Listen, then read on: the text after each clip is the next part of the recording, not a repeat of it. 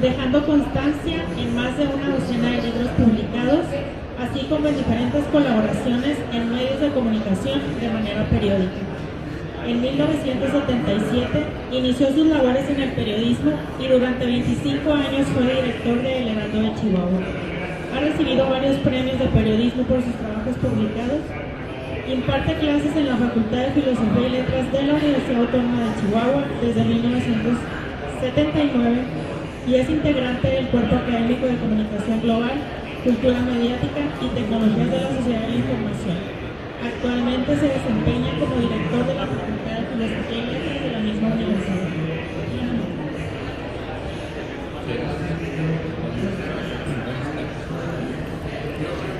No, soy a lo mejor ahí.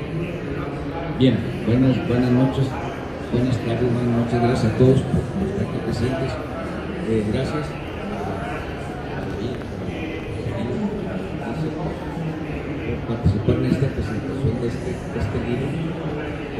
Creo que los comentarios de doctores, amigos y días, hemos hablado un poquito del contenido sobre este libro. Yo les complementaría, platicarles un poquito sobre lo siguiente. Primero, este libro, como que son hermanos gemelos, ¿no? Primero salió este libro, que es la escritura horizontal, y yo considero que la segunda parte de este libro, pues de alguna manera los dos son complementarios para poder más o menos desarrollar parte de la reflexión que hago sobre las redes sociales. Este libro de la tiranía es el resultado de un proyecto en la Universidad Autónoma de Chihuahua. Cada año la propia universidad y el sindicato convocan concursos a maestros para editar libros. Se llama Textos Universitarios. El mismo nombre lo dice, de incorporarlos como textos para los alumnos. Y cada año se premian 6 trabajos, 6 diferentes temas. Este libro resultó en Ciencias Sociales en el 2020 y lo edita la Universidad Autónoma de Chihuahua y el sindicato de la Universidad de Chihuahua. Sin embargo, la novedad de este libro es que en este libro participó por primera vez la Universidad del Paso Tecayute, debido a que desde hace años hay un grupo de maestros de la carrera de periodismo de la Universidad del Paso y la carrera de periodismo de Filosofía y Letras. Hemos establecido contactos y sobre todo algunos proyectos de investigación de forma conjunta. Y lo importante de este libro, lo interesante más que nada, es de que es el primer libro ya en coedición. Este libro ya se presentó en la Universidad del Paso, pues porque a ellos también se les hizo muy interesante este proyecto. ¿Qué es lo que, abundando un poquito con lo que hicieron los presentadores, yo lo desarrollaría más o menos, o las fases en que yo me fui, fueron en tres temas. Primero, empiezo, tomo desde la Grecia antigua, la Grecia clásica, a Platón. Y a Platón, pues aunque estamos hablando de hace 24 siglos, sin embargo, la actualidad que ha retomado en nuestro siglo XXI es sumamente importante para que no estén muy relacionados con los estudios de investigación de la comunicación. Resulta absurdo o maravilloso, como le queramos llamar, que la teoría de Platón, una teoría que se llama el mito de la caverna, es el que estamos usando en muchas academias en comunicación para explicar el proceso de la televisión. Y esa metáfora, bueno, pues es tan absurda, tan simple, tan básica, tan elemental, que Platón se imaginaba que la humanidad estamos inmersos en una gran caverna. Y nosotros, todos los seres humanos, estamos sentaditos, detrás de nosotros hay una gran madera, y entre la hoguera y nosotros estamos sentados, van pasando unas figuras, ¿sí?, que crean un reflejo enfrente de nosotros, en la pantalla. Y esas figuras que van pasando, pues nos van mostrando a nosotros una serie de figuras o movimientos. Eso es lo que hace la televisión exactamente. Es un reflejo nada más. Pero hablar de reflejo estamos hablando que no es la realidad, es una apariencia. Entonces, la televisión del siglo XXI es la apariencia y es la sustitución de la realidad. Y eso Platón, hace 24 años, ya lo había imaginado. Y complementa su gran teoría, porque dice, no tan solo nos conformamos con estar esclavos o prisioneros, ¿sí?, viendo esas figuras que no son verdaderas. Y entonces, la labor del filósofo era rescatar a esos hombres y sacarlos de la caverna para que conocieran el sol, que era la verdad, el conocimiento. O sea, es una metáfora, por supuesto, ¿verdad? Y era la forma en que ellos mostraban ese tipo de enseñanzas. Hay otra metáfora también de Platón, también muy fabulosa, de la metáfora del caballo alado. Y él se imaginaba, y lo dibujaban, que los seres humanos es como un carruaje que va jalado por dos caballos, ¿sí?, y el caballo jinete. Adelante va un caballo, ¿sí?, es un caballo brioso, difícil de controlar. Luego viene el otro caballo que es un poquito más manso, y viene el hombre, el ser humano, que lleva las riendas. Son tres actores que significan las tres partes del alma. Para Platón decía, el hombre tiene tres almas, ¿sí?, nuestra alma racional, nuestra alma emotiva y nuestra alma irascible. Donde decía que el caballo que va adelante, eso lo pintaban como un caballo negro, ese caballo brioso que a veces no podemos controlar, que son las pasiones. Entonces, para ganar las pasiones requerimos que el otro caballo que representa las emociones lo controle, y el hombre, que es la razón, que debe llevar el control, es como la razón. Por supuesto que cuando vemos esto, escuchamos esto, pues se nos hace raro ese tipo de discursos que quieren hacer cosas. Por eso, a veces en los estudios de la comunicación se recurre mucho a los clásicos, ¿sí?, a pesar del tiempo que tienen, pero son los que precisamente nos dan explicaciones en el presente. En filosofía manejamos mucho una teoría que le llamamos el retorno de la antigüedad. O sea, que en el momento, en el siglo XXI que vivimos, en este mundo de tecnología digital, ciertamente que es un gran progreso. El problema es de que no tenemos los elementos suficientes para podernos explicar muchos problemas internos que tenemos. Y entonces tenemos que recurrir a Platón, tenemos que recurrir a Sócrates, tenemos que recurrir a Aristóteles, porque ellos, con esa claridad, ¿sí?, lograron hacer una serie de planteamientos, y esos planteamientos pues, nos ayudan a entender, a explicarnos lo que estamos viviendo. El otro aspecto,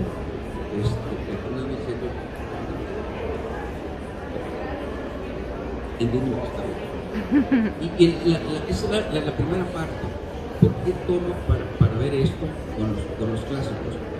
El otro momento para este tipo de reflexiones es lo que le llamamos la gran época de la cultura de las masas, cuando los medios impresos jugaron un papel muy importante en la difusión y en la ideología. Y lógicamente se generaron también una serie de teorías muy interesantes. Entonces, hay dos franceses muy importantes que siguen siendo referentes todavía hasta nuestros días para explicar también parte de los fenómenos masivos, de las masas. Uno de ellos es Gabriel Tardet. Gabriel Tardet, su teoría muy importante, él empezó a hacer los estudios por qué los hombres actuamos, cómo actuamos y sobre todo en cuestiones de delincuencia, los criminales, por qué hacen lo que hacen. Y él parte, las conclusiones de su teoría es de que se hace por imitación o por contagio. Y esa teoría pues va a desarrollar la segunda parte, que la va a hacer otro francés, sociólogo también, que va a ser Gustavo Le Bon, lo comentaron. Y Gustavo Le Bon ya le va a dar más forma como psicología de las multitudes. Retoma precisamente y le llama mucho la atención lo que dice Gabriel Tapie sobre la imitación y sobre el contagio.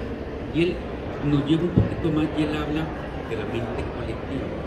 Cómo nosotros los seres humanos, en el dijo David, a pesar de la formación y la preparación que se tenga, el individuo por sí solo tiene un comportamiento, pero cuando se juntan con otras personas, pierden las formas, actuamos diferente a cuando estamos solos a cuando estamos en bola, ¿verdad? Y eso lógicamente es una mutación temporal. ¿Y eso por qué? ¿Para qué nos sirve? Eso nos sirve porque es el otro antecedente para entender de que ahorita las redes sociales en nuestros días son las nuevas masas. Es lo que yo le llamo las nuevas masas digitales, que son las que nos llevan a tener ciertos comportamientos que muchas veces todavía los sociólogos no se explican, o los psicólogos. O sea, somos otros seres diferentes a partir de las redes sociales. Ya no nos comportamos igual. Y podemos ser de una manera en lo individual, pero también cuando estamos conectados en las redes sociales, por supuesto que nuestra forma cambia totalmente. Y la tercera parte, ya mucho más moderno, es de los 60 para acá.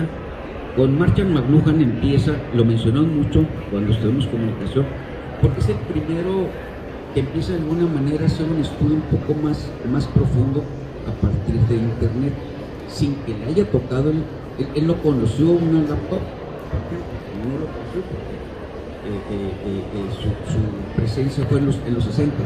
Sin embargo, él predijo el ecosistema digital que íbamos a vivir y que lógicamente nos iba a cambiar radicalmente. De tal manera que vivimos ahorita en nuestro momento, pues vivimos momentos de linchamientos digitales, con esas turbas digitales que había hablado Gustavo Le Bon. Sí, ya no se dan en las plazas, no se dan en las calles, se dan aquí están los nuevos linchamientos y los nuevos desplazamientos. Y lo otro, que es también otra de las consecuencias de todo esto que estamos platicando, es de que este uso ha generado, pues, primero, varios efectos psicológicos en los comportamientos de nosotros. Nos ha aislado, nos ha generado una participación en lo individual, lo que nos ha llevado también a un aislamiento. Y cuando hablamos de aislamiento, entonces llegamos a una adicción. Las adicciones eso implica, ¿sí? La adicción es alguien que está solo, se separa, se aísla, ¿para qué? Para vivir su propia adicción. Y esto nos ha sucedido con las redes sociales. Y eso lógicamente nos ha llevado entonces a un nuevo fenómeno que es una codependencia. Si antes decíamos que de las principales epidemias que vivimos los seres humanos es una codependencia entre las personas, ¿sí? Ahora tenemos una gran codependencia con una marca. Entonces, esto es para complementar lo que habían dicho ahorita los especialistas, esa parte también, pues, para que nos sirva de alguna manera de ampliar un poquito lo que ellos ya habían dicho, hicieron ya una revisión de los diferentes capítulos que nos lleva entonces para la conclusión de lo personal. Concluyo de que empezamos políticamente de una tiranía de la opinión. Sí, vivimos esto, nos da una opinocracia, donde todo el mundo, por el solo hecho de usarlo, cree que todo lo que dice tiene su punto de vista plenamente respetable, pero no es la verdad. Y eso Platón también ya lo había señalado. No confundamos la opinión con la realidad. La opinión está basada en los sentidos. La inteligencia está basada en la razón. Ahorita andamos totalmente al revés. Cualquier persona que opina sobre algo cree que es la verdad, piensa que es la verdad. Indudablemente se tiene que respetar, porque está basado en los sentidos y en los gustos, pero no es la verdad. Eso precisamente fue lo que nos llevó al fenómeno inusitado que estamos viendo de la posverdad, que no es más allá de la verdad, sino simplemente es una alternancia de lo que supuestamente debe ser la verdad, y en pocas palabras, pues es una falsa. Eso es todo por mí.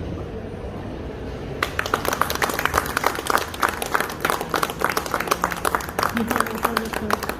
Bueno, y pues dejamos este espacio por si alguien quiere hacer algún comentario, tiene alguna pregunta, alguna intervención.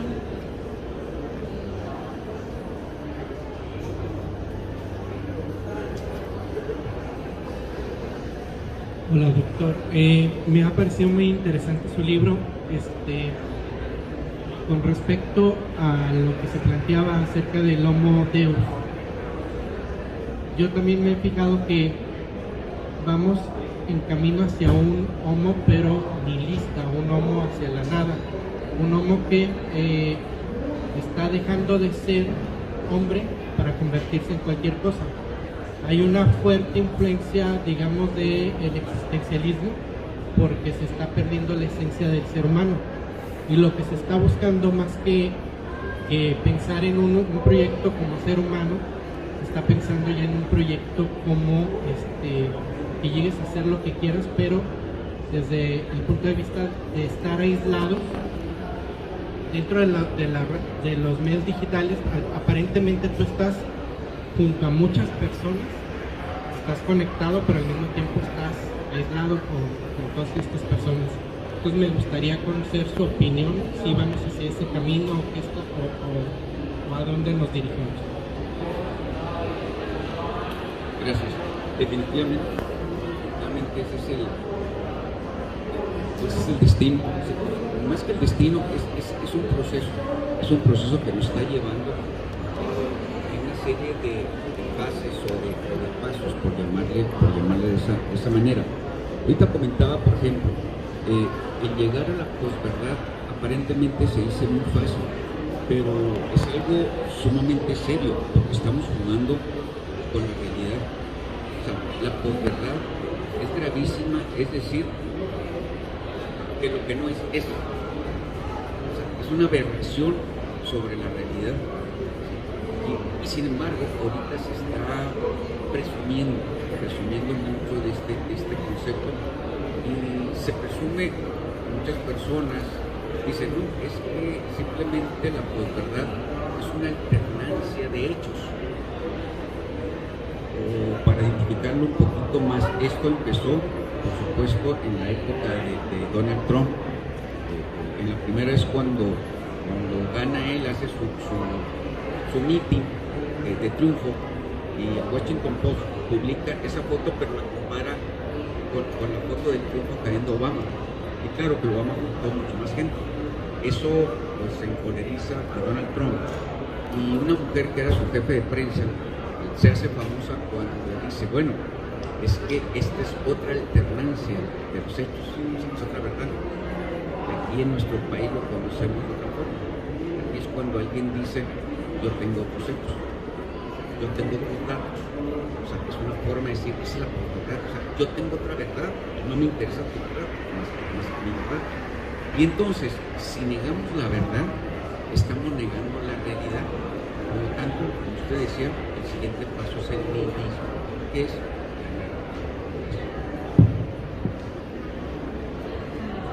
¿Alguien más quisiera intervenir?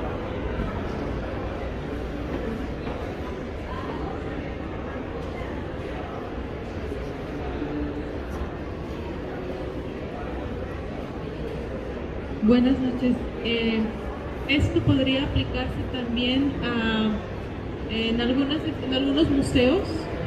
Nosotros podemos ver exhibidas piezas cuyas fichas técnicas no necesariamente corresponden con la pieza que se está exhibiendo.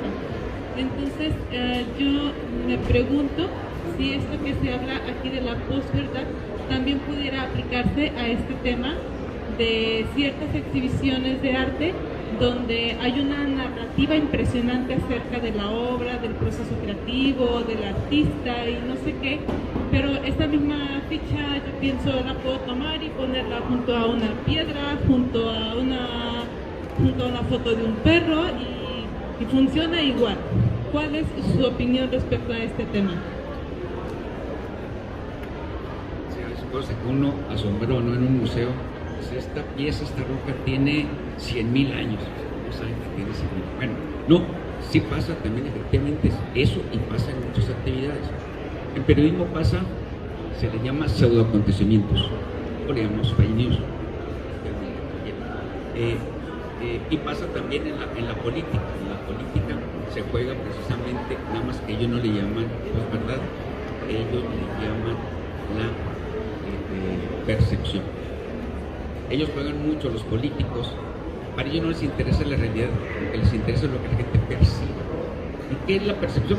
Pues lo que la gente cree, aunque no sea cierto. Igualmente en esas actividades también sucede lo mismo.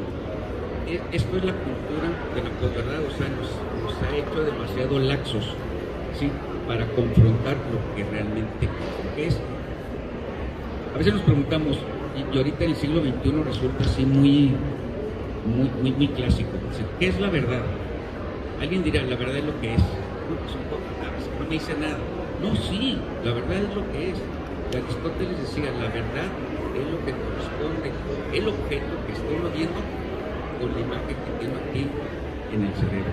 Si hay una identidad o identificación, coincidencia entre lo que yo estoy viendo, tiene unas patas muy grandotas, unas orejas grandotas y una trompa, y yo tengo los datos, que ese es un elefante, si coincide mi idea de elefante con ese objeto, esa es la verdad.